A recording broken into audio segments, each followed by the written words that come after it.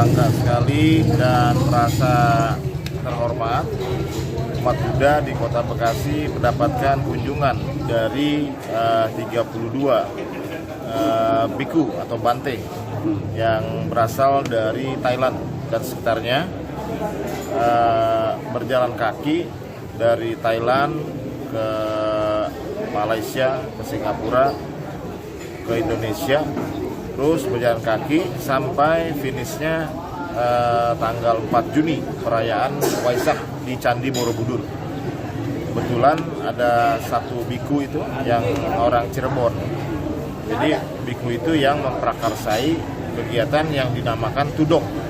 Tudong itu adalah sebuah perjalanan religi. Tapi ini ditempuh dengan cara jalan kaki dan tidurnya juga bukan di penginapan. Tidurnya di tempat-tempat ibadah.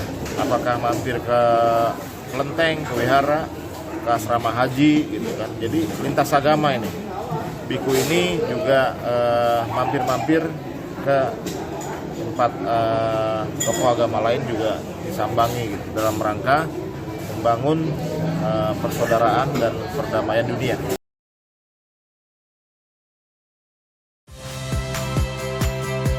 Saya Friska Clarissa. Saksikan program-program Kompas TV melalui siaran digital, pay TV, dan media streaming lainnya.